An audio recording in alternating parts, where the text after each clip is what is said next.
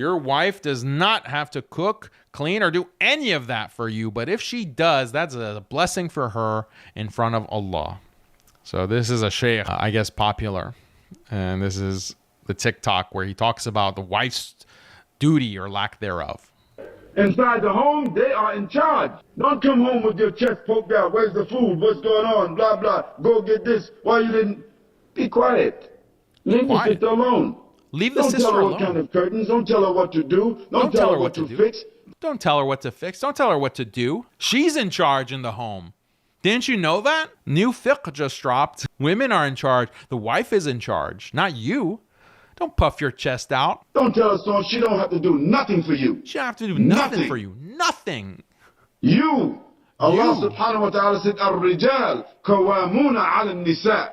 This don't mean that you are the commander of the women. No. Ar-rijalu qawwamuna 'ala an-nisa. That doesn't mean you're the commander of women. That means you're nothing. That means she's the leader, actually. You thought qawwamuna 'ala an-nisa means that men are authorities over women? Like all the tafsir say, all of the tafsir say that Ar-rijalu qawwamuna 'ala an-nisa means that he is the commander of women, like he's the emir. Husbands are the emir of their wives and their women folk. Fathers are the emirs of their women folk. All of the tafsir say that. But no, it's actually the opposite. It means she's the boss. Don't puff out your chest. Don't you know the Quran? This is a sheikh. You have responsibility to them. Yeah, she that's don't what it even have means. to work. She don't have to lift a cup. She doesn't have to work. She doesn't have to lift a cup. She doesn't do anything. There's no responsibility. That's what Ar-rijalu qawwamuna 'ala an-nisa means. It means she has no responsibility. Oh, that's an interesting tafsir, Sheikh. Jazakallahu khair for that amazing tafsir. Where did you learn that? What books did you read that has that profound tafsir of the Quran in Surah An-Nisa? Wow, I really did not know that. That's what Ar-rijalu qawwamuna 'ala an-nisa means. This is groundbreaking tafsir. She don't have to do any work. She don't have to clean your clothes. She don't have to iron your clothes. She don't have to wash no dishes. She don't have to cook no food for you. She don't have to do anything. This is not her job. It's not her job. Nothing. Literally nothing. She has to do nothing. And you might think that, yeah, you paid a mahar and you are working to provide, you're working to pay the rent and pay the bills, pay the taxes, and you're providing a car and you're providing food for your wife and kids. And you might think that you're doing all of that and that entitles you to, like, at least your wife should make herself available to you for intimacy purposes and she should, do something. No. She does nothing. She doesn't have to do anything for you. In fact, think about what you can do for her more. You're not doing enough. You're not doing enough for her. The fact that you know her, that is her favor upon you. That's a big favor. You're never going to repay that. She doesn't need to do anything. Imagine someone listening to this and thinking that this is Islam. Like, their life is going to be destroyed. It's not an exaggeration. Their lives are going to be destroyed, like in terms of marriage, like their expectations.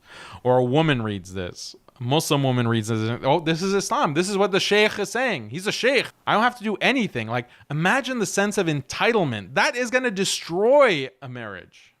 Absolutely destroy the marriage because she is going to be perpetually dissatisfied.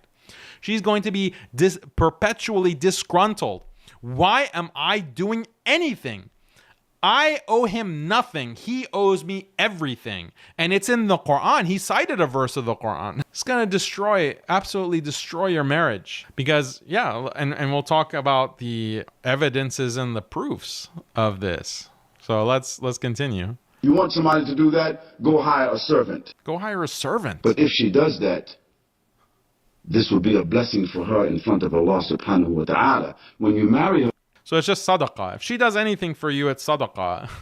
It's like a blessing. It's her favor upon you. If she does anything, like you go and you toil in the fields, or like you're working this back-breaking job, or you're sitting behind a desk for 8 hours a day getting yelled at by your manager because you didn't submit the reports on time. You're 10 minutes late and the client is angry. You getting chewed out. You commute back home after a long day And then your wife is sitting there on the couch watching Netflix, maybe eating a snack. She's almost 200 pounds, but she's beautiful no matter what her weight. Of course, we know that. And, you ask, well, hey, honey, what's for dinner? She says, I just microwaved some microwavable dinners, TV dinner. I hope that's good. Or how about we just order out? Honey, couldn't you maybe cook something? Maybe just put some chicken in the oven, or maybe you could, I'm not asking for much. Could you just, maybe boil some pasta? Maybe we could open some spaghetti, have some spaghetti and what? I microwaved that TV dinner for you. I microwaved. That's sadaqah. That's a blessing that I'm bestowing on you. You ungrateful misogynist. Don't you know what the sheikh said? Anything that I do, you be grateful for that TV dinner. You be grateful. Now, excuse me, you're interrupting my show. You eat your TV dinner and you shut up. Don't you know that in the house, I'm the boss? That's what the sheikh said. In the house, I'm the boss. You don't tell me nothing. You don't tell me nothing, you bum. You bum. By the way, I need some new clothes. By the way, don't you know you have to provide for me? You have to provide what I want. Don't you know that? Now eat your TV dinner and shut up. You think I'm exaggerating, but this is the life of many Muslim men. Maybe even in the millions, maybe even in the tens of millions. I don't want to say hundreds of millions because that's too depressing, but tens of millions perhaps. This is how they're living their lives. Why? Because you have this sheikh on social media who's brainwashing an entire generation or two. And he was preceded by, he didn't learn it from nowhere. He probably learned it from these other shuyukh, these westernized reformists. And they've been peddling this same kind of feminist nonsense, like stroking the egos of women. And it's never enough, by the way. So here are the comments to this TikTok, because I thought some of the comments were really telling. Well, I show this video and I react to it, but is it actually having an impact, that video, on Muslims? Well, yes, it is.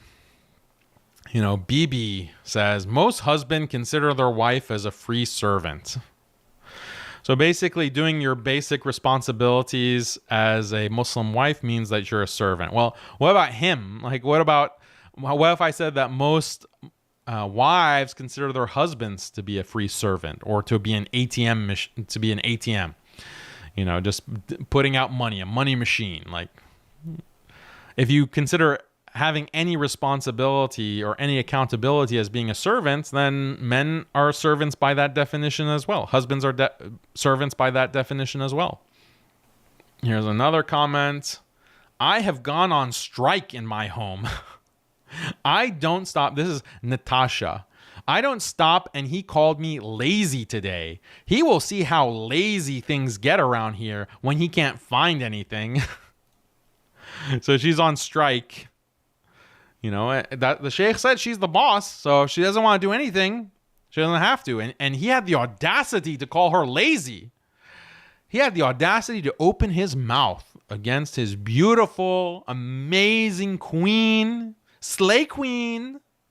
He opened his mouth and called her lazy. He's going to really see what lazy means. She's doing nothing. She's on strike, and it takes offense at being called lazy. These are the people.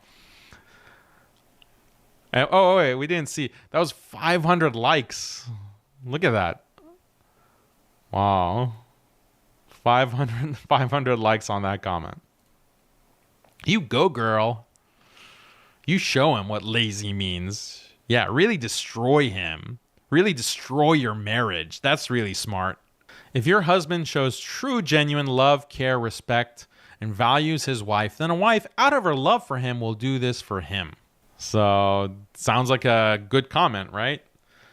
Not really, because it's making contingent, it's making you fulfilling your obligations contingent on love, which is not the way that it works. When you have an obligation to someone and someone has a right over you, it doesn't matter how you feel. You are responsible for that. And it goes both ways. Is your husband providing for you and taking care of you and protecting you contingent on how he feels about you, whether he loves you or not? Is it? Oh, honey, I really didn't feel the spark this month, so I'm not paying rent. Or, oh, honey, I know that it's dark out and we're in the middle of the city, but I don't feel like protecting you because I really don't feel the love tonight, so you're on your own. Is his protection and providing for you contingent on love? No woman would agree to that. So why is your responsibility towards him in the marriage contingent on genuine love, care, and respect? Yeah, obviously, love, care, and respect are great things, and you want to imbibe those. But there has to be a bedrock of responsibility, accountability, what you have to do in a marriage. And we've talked about it over and over again on the show, like the duties of a wife versus the duties of a husband. Those have to be maintained regardless of how you happen to feel. But a lot of women don't get that, unfortunately. This was interesting. As a wife, I must clean and cook for my husband. A man must just relax after working hard or bond with us as a family. Okay, so a reasonable comment here. And then look at the reaction. It is not an obligation unless it's asked by the husband. May Allah bless us with righteous, loving spouses. So again, it's not an obligation to maintain your house and cook and clean, take care of the children. Oh, that's not a responsibility. Well, that's what the sheikh said. And then someone says, no, it's not. You don't have to do it. Let's not make something fard that isn't. And then the bottom comment, no, who said that the husband has the right to order you to cook and clean? The Prophet ﷺ never did that to his wives. He cooked and cleaned for himself. So now you're fabricating hadith. Where do you see the Prophet ﷺ cooking? Like, where is that? Like, the Prophet ﷺ never asked his wives to cook and clean. Like, do you know how many hadith there are and narrations about the wives of the Prophet ﷺ cooking and cleaning? So let's continue, because I want to bring up some sources too, so you don't think this is just being made up. So if my husband pays all the bills and takes care of me, then of course I'll do the housework and get him what he wants. We work together. Okay, that's a reasonable comment. He does his share. He pays the bills, he takes care of you, and you do the housework, and you get him what he wants. That's a good, healthy mentality for a successful marriage. And then this commenter says, the point is you don't have to do anything, but if you do, it's a blessing. He said they need to be quiet. The sheikh told men to just shut up. So you don't have to do anything. It's just sadaqah. It's just a blessing if you do it. It's charity for your husband. And tell him, sis, tell these lazy feminazis this is not how Islam works. Okay, so this is supporting the original comment. But yeah, you can see like the amount of confusion. Like a lot of these women are confused. And this compassionate Imam says spreading nonsense. TikTok video watched by thousands, hundreds of thousands. So if you want more in-depth answer to the question of, well, are women or wives responsible for housework like cooking and cleaning and taking care of children? I highly recommend reading this article, Are Wives Responsible for Housework in Islam? It's written by Mufti Zamil ar-Rahman, who is a very distinguished sheikh and scholar based out of the UK. And he's written this article, which is very in-depth and brings a lot of proof and evidence from the Quran and Sunnah, as well as the statements of the ulama throughout history. And it completely debunks this kind of simp imam narrative that we see that, oh, there's no responsibilities for women to do anything in the household as wives. He completely debunks that. And he brings many narrations about the kind of work inside the house that, for example, the daughter of the Prophet ﷺ would do, Fatima, or his wives, Ummahat al-Mu'mineen, the kind of work that they did in the house. All of that is narrated with sources in this article. So please check this out on MuslimSkeptic.com. Are wives responsible for housework in Islam? And once I'm done with the stream, I'll put a link to that, inshallah, in the description.